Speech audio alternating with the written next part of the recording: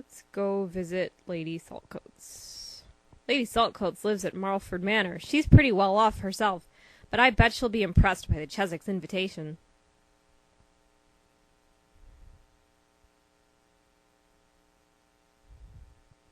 Marlford Manor is one of my favorite places to visit. I love picking out on Miss Beeswing's cakes. I cannot read today. Oh, a masquerade! How lovely! I do so adore parties. Why, I remember one year the Cheswicks held a marvelous bash for Lady Cheswick's birthday. Lord Cheswick rented an entire train, the Orient Express itself. He had each compartment decorated to look as if it were a jungle, complete with exotic rainforest plants. Tiny monkeys swung from the vines, and hundreds of brightly colored birds sang from the trees, all as the train sped from London to Venice. That sounds extremely unsanitary and dangerous. Monkeys will rip your face off and then eat it. What are you thinking, Cheswicks? Ah, what a pair. This one's a costume ball. Won't that be fun? A literary or historical feline figure, it says. I know just who I'll be, the ancient Riddler. You're not invited, Rutherford, sorry. Quite an honor, young miss, to be invited to a Cheswick party. Their guest lists are always very select. They pop by the manor every now and again, but I can't say we know much about them.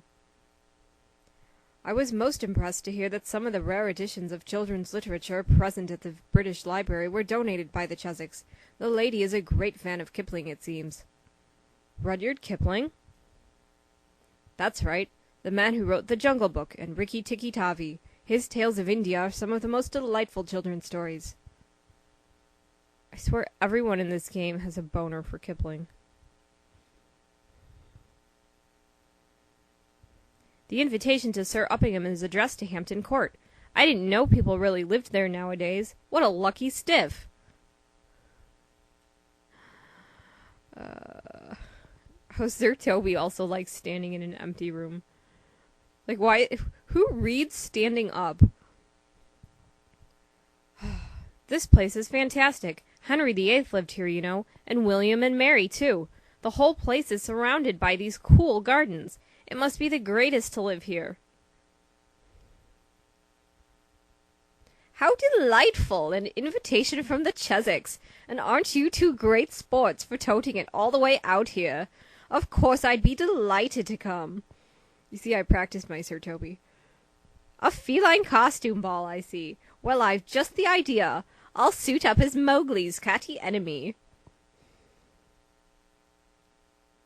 How did you get to live here at Hampton Court? This place is the coolest. But it's open to the public, isn't it?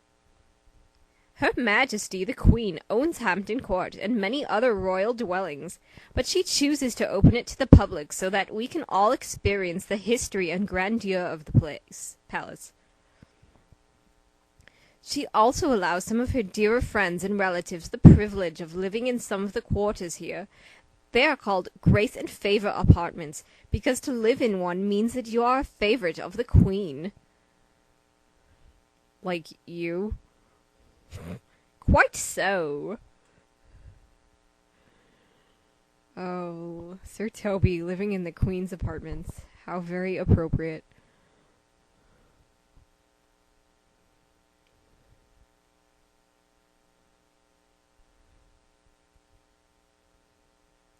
I was just there.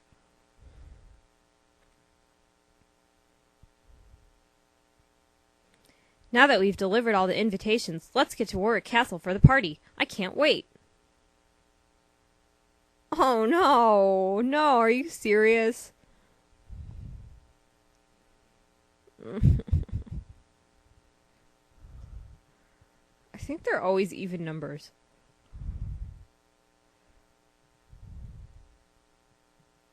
Oh, sweet. Great! The 1:30 train leaves from platform 6. It'll get us to Warwick in plenty of time. Fantastic.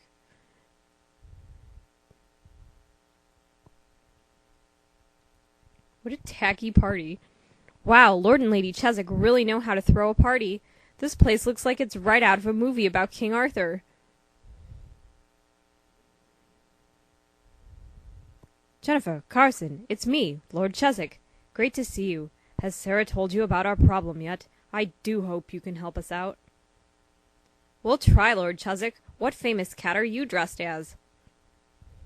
Why, the Cheshire Cat, of course, from Alice's Adventures in Wonderland.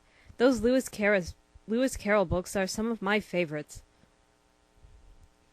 Alice meets the Cheshire Cat on her trip through Wonderland. He's very mischievous. He can also disappear, leaving only his great big grin behind. But I'm afraid I've got to practice that little stunt.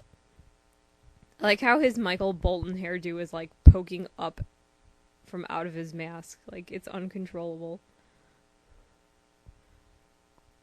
I'm very pleased at how imaginative our guests have been. The costumes are marvelous. The problem is, I know we invited only you, Carson, and our 4 other guests.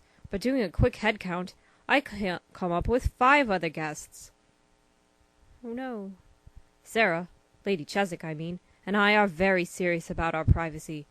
We're counting on you to root out the uninvited guest and help us eject him or her. How come Carson and Jennifer didn't get to dress up? I bet Carson really wanted to. Carson, Jennifer, now I'm doubly glad you've come. There's been a dreadful misunderstanding, and Alexander and I are assured that you'll be able to help clear things up. Lady Cheswick, who are you dressed up as, besides a kinky cat-like dominatrix? Why, Puss in Boots, of course, from the fairy tale. Here's our problem. As you know, we're very particular about our guest list. We only invite our dearest friends and never ever allow the press inside. Your Aunt Miranda just rang up to let us know that dreadful man, Tungsten Spotty Wiles, has crashed our party, pretending to be one of the guests. It would just be too horrible to unmask each of our guests in order to find him. That would spoil our whole party. Yes, all 4 of your guests. You must help us ferret him out without letting the other guests know. Who's this bozo? Greetings, fair maid. Greetings, Sir Knight, and what name do you go by? Knight I am, but more than that, King, Richard the First, at your service, known to both friends and enemies as Richard Coeur de Lion. Coeur de Lion? That is French for Heart of the Lion. Richard the Lionheart to you. Wasn't he a queer? Oh, I get it. Instead of being a cat, you're dressed as a king whose symbol was a cat, the king of beasts. Exactly. The people called me Lionheart because of my bravery in battle. I ruled England from 1189 till 1199, in the time of the Crusades and the legendary Robin Hood. I was away at battle so much that I only spent 6 months of my reign in England. Well, you sound like a fantastic king. This door will take us to the castle courtyard and up to the battlements.